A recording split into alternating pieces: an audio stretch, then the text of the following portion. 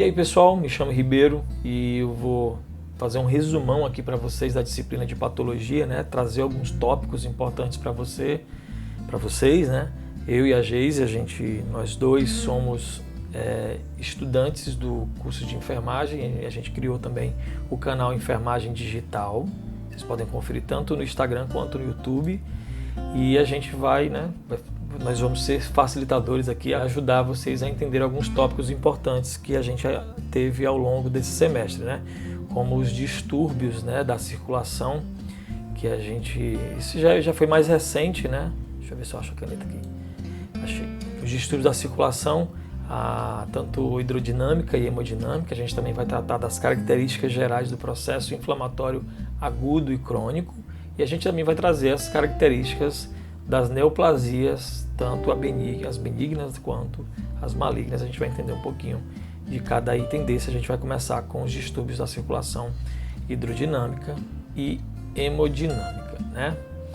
Primeiramente eu vou trazer um dado, uma informação importante para vocês, que em 2008 estimou-se que 83 milhões de pessoas nos Estados Unidos sofreram de uma ou mais formas de doença cardiovascular, né? Isso daí iria aí de uma média de 35 a 40% das causas de óbito. E essas doenças, elas afetam primeiramente um dos 3 principais componentes do sistema cardiovascular. É importante a gente saber esse dado para vocês, antes da gente se aprofundar, para vocês entenderem como isso está correlacionado com essas alterações hemodinâmicas e hidrodinâmicas. É o coração, os vasos sanguíneos e o sangue. As alterações circulatórias, como eu falei, existem duas, né? As alterações hidrodinâmicas, que acontecem por falhas na distribuição de água, né, e eletrólitos nos compartimentos intra e extracelulares, por acúmulo, né, que ocasiona o edema, ou por perda hídrica, que ocasiona a desidratação. O edema, ele faz parte dos 5 sinais cardinais da inflamação. A gente vai ver isso quando a gente estiver falando sobre inflamação aguda, né? E a gente também tem aqui a perda hídrica, né, que é ocasionada pela desidratação, né? A gente pode citar aí um exemplo, a diarreia, né? Ela ocasiona uma perda hídrica muito grande e, consequentemente, a desidratação. A gente vai falar também sobre as alterações hemodinâmicas, né, que faz parte das alterações circulatórias, que são modificações locais ou sistêmicas na circulação sanguínea e suas consequências. Elas ocasionam uma hiperemia, hemorragia, trombose, embolia, infarto e choque. Bom, quando a gente fala das alterações hemodinâmicas, né, essas modificações locais ou sistêmicas, a gente está tratando de problemas relacionados à circulação sanguínea, né, e, obviamente, suas consequências. As alterações hidrodinâmicas, como a gente falou, é um acúmulo hídrico que ocasiona o edema. A gente vai ver também um pouquinho mais detalhado sobre edema. O edema, ele é um acúmulo hídrico, né, localizado ou generalizado nos espaços intersticiais. Os espaços intersticiais são os espaços entre as camadas de tecidos, né? E a gente também pode falar sobre a perda hídrica, né, que ocasiona essa desidratação, como eu já citei aqui o exemplo. E as alterações hemodinâmicas a gente classifica dessa forma aqui. A gente tem a hiperemia, que são consequências, né? A hemorragia, a trombose. A trombose ela se subdivide em embolia e infarto. A gente também vai tratar disso. E também pode ocasionar um choque.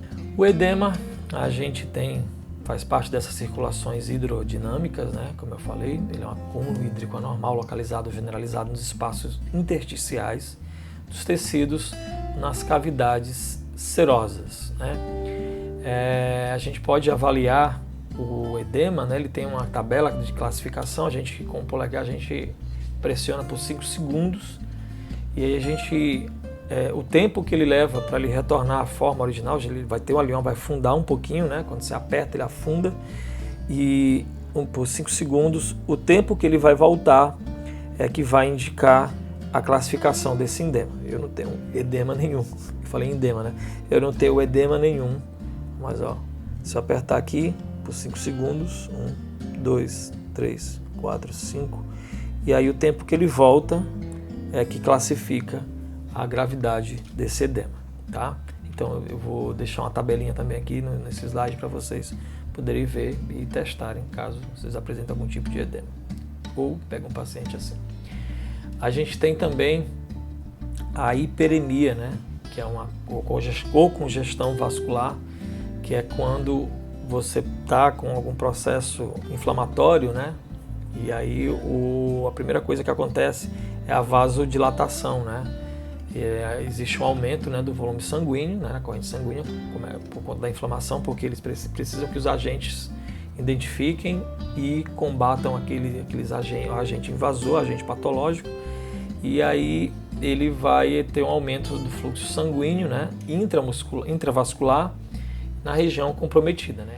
A hiperemia, existem dois tipos de hiperemia: a hiperemia ativa localizada, né, que ela acontece, como a gente viu aqui no slide anterior, né, nas fases iniciais do processo inflamatório, né, acontece essa dilatação vascular na área da lesão, ocasionando o rubor, que é esse aspecto de vermelhidão, e o calor, né. Quando você pega na região, geralmente ela fica com um pouquinho mais quente, na temperatura um pouquinho mais quente, porque o calor está relacionado a esse aumento no fluxo sanguíneo. Como o sangue corre mais rápido, ele aumenta a temperatura, como se você flexionar aqui, ó, na palma da mão, você começa a flexionar, ele vai gerando atrito e vai ocasionando um calor maior, né?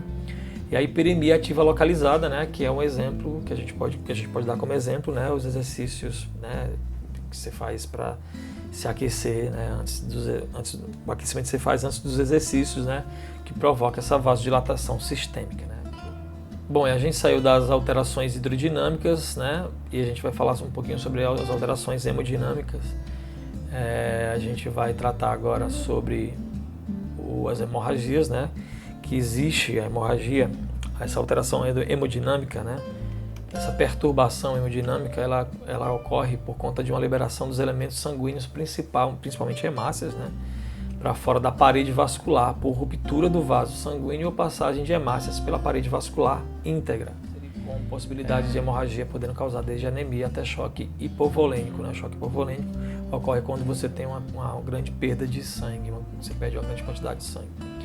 E aí ocorre o choque hipovolêmico, né? Perdão. A gente vai falar sobre a trombose. São anormalidades básicas que levam à trombose, né? Que são lesões endoteliais, né? Que são as paredes que revestem os vasos sanguíneos, né? As células endoteliais são aquelas que revestem o vaso sanguíneo, né? Quando a gente tem uma inflamação, a gente pode ter uma lesão endotelial. Bom, essa lesão endotelial ela pode levar a uma hipercoagulabilidade, ela pode levar a uma hipercoagulabilidade, e o fluxo sanguíneo normal, ele pode ocasionar uma lesão endotelial e a trombose também, né? A fibrilação atrial no repouso do leito, quando você passa muito tempo deitado na cama, né? O seu sangue venoso ele não bombeia, né? Porque a gente precisa da contração muscular para fazer com que o sangue venoso ele retorne para os pulmões e para o coração. O que acontece é que o sangue ele precisa retornar para as extremidades. A gente tem a gravidade, né? A gente tem uma série de fatores que contribuem para que o sangue fique lá mais localizado nas regiões periféricas, né? E quando a gente está deitado, a gente não está em movimento, não tem como os músculos contraírem, porque a gente não está movimentando esses músculos, e aí eles têm essa função meio que bomba, né, do coração. Quando você está se movimentando, as suas pernas, os músculos vão contraindo e vão pressionando essas veias, assim como se fosse uma bomba, e ele vai injetando sangue. Não sei se vocês lembram daquele joguinho vou botar aqui na foto, esse joguinho que você apertava assim, as argolinhas elas vinham dentro d'água, né, e ela ia caindo ali. Quando você apertava, ele fazia uma pressão, né, um fluxo na água, e ela movimentava essas argolinhas, vamos supor que seja as hemácias, né, que seja o sangue, né.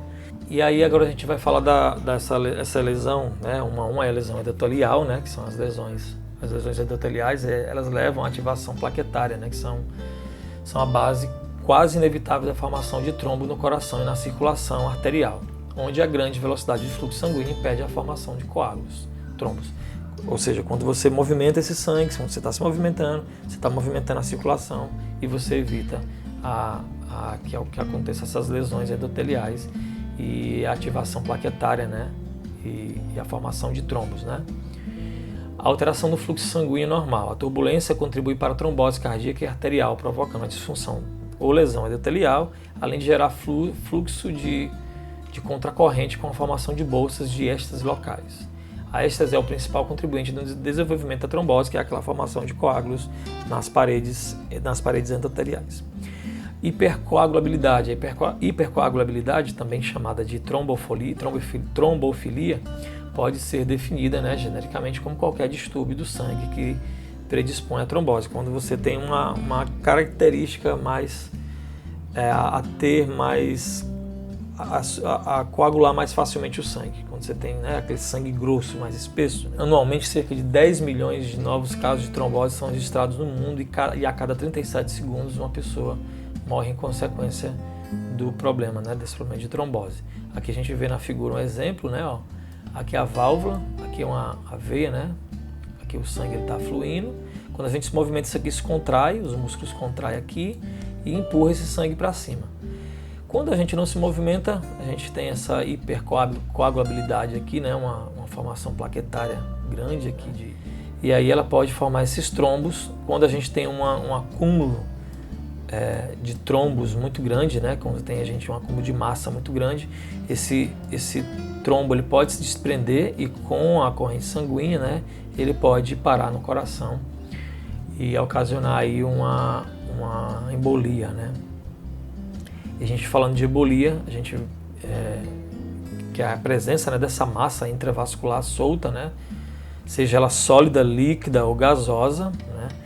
E ela é transportada pelo sangue, né, desde o seu ponto de origem até um local distante, como eu falei, pode ser o pulmão ou o coração. E geralmente causa a disfunção tecidual, a necrose e a morte tecidual, e é muito grave, né, e pode ocasionar um infarto e ocasionar essa disfunção. E a embolia pulmonar, né, ela se origina na trombose venosa profunda e é a forma mais comum das doenças tromboembólicas, né. Aqui na figura a gente vê um exemplo, ó, daquele trombo que a gente viu, né. O trombo ele se desloca, né, pela corrente sanguínea e aí ele vai parar em regiões nobres, né, como o pulmão, o coração. E aqui a gente vê um exemplo do trombo obstruindo, né, a entrada do pulmão, impedindo essa troca gasosa. Então a pessoa fica com dificuldade, obviamente, de ter a troca gasosa, oxigênio e óxido de carbono. Quando a gente fala de infarto, a gente pode falar de infarto, trombose arterial ou embolia arterial, né? O infarto ele é uma área tecidual necrosada, né? Que ocasiona essa necrose isquêmica, né? Que vem ocasionada pela obstrução, seja de suprimento arterial ou de drenagem venosa, né? Trombose arterial ou embolia arterial é a causa de grande maioria dos infartos, como eu falei. Os infartos são classificados de acordo com a sua cor e a presença ou ausência de infecção. Assim, eles podem ser vermelhos hemorrágicos, né? Ou brancos anêmicos, né? Eles podem ser brancos anêmicos e podem ser assépticos ou assépticos. Quando eles são hemorrágicos, eles são ocasionados pelo excesso de sangue, né? Chega nas regiões nobres. Ou quando ele é branco, né? Anêmico, ele é ocasionado pela falta de sangue, né? Na região.